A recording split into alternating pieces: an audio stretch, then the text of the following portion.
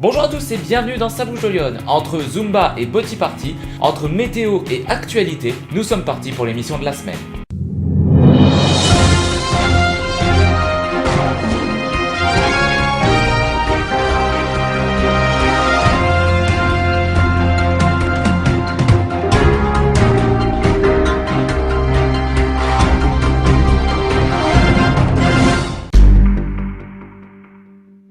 Et elle est située route de la Fourchotte à Brinon.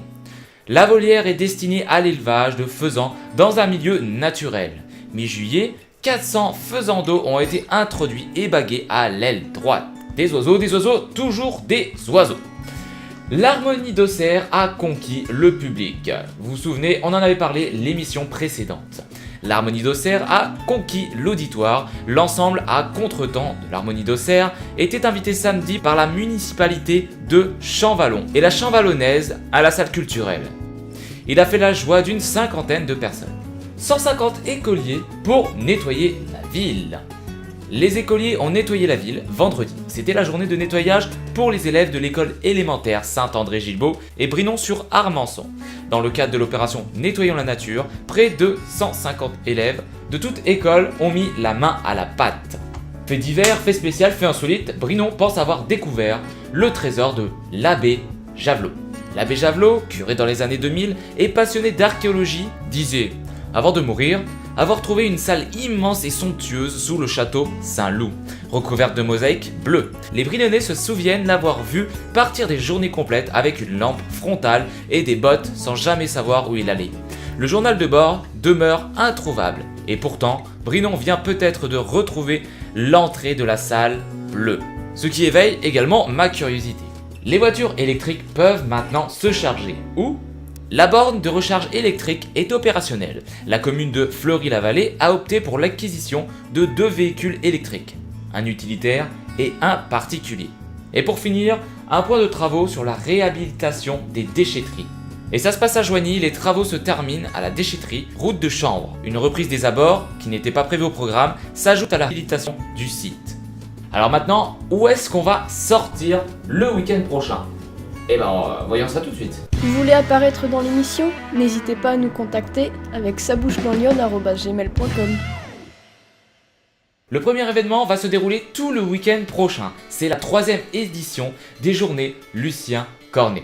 Avec évidemment les 4 mots laïcité, liberté, égalité, fraternité. Diverses projections présentées. Nous avons le concept de laïcité politique, laïcité religion et laïcité et école. Cet événement est organisé par l'Union des familles laïques. L'association des Amis des Arts de l'Auxerrois vous propose à Auxerre Expo le 26e salon d'automne. Ce sera du 7 au 9 octobre avec, comme vous pouvez le voir, la participation du sculpteur Jean-Pierre Gonin.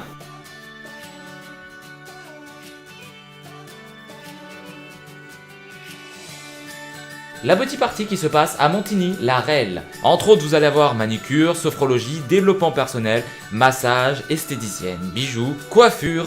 Le public visé est plutôt féminin, mais tout le monde peut y aller. Est-ce que vous êtes joueur ? Si vous êtes joueur, nous avons un loto pour vous. C'est dimanche 9 octobre, le super loto des commerçants, salle polyvalente de Tonnerre, début à 14h. Vous allez avoir à gagner un ordinateur portable, barbecue, parasol, tablette, chèque cadeau et plein d'autres lots. La réservation, je vous mets le numéro en bas. C'est tout pour les événements. Alors pour cette émission, malheureusement on n'en a pas énormément. Si vous voulez en apprendre plus sur d'autres qui vont apparaître dans la semaine prochaine, n'hésitez pas à aller sur Facebook dans le groupe qui s'appelle Lyon Événements. C'est là où on sert, il y a énormément d'événements qui sont rajoutés au fil du temps, au fil des semaines. On passe maintenant à la météo. La météo avec Météo 89, les prévisions. Dimanche 2 octobre, après-midi. Les cumulus, qui se sont formés en matinée, cachent souvent le soleil dans l'après-midi. Entre 2 éclaircies, une petite averse est possible de temps en temps, en tout cas sur les 2 tiers nord du département.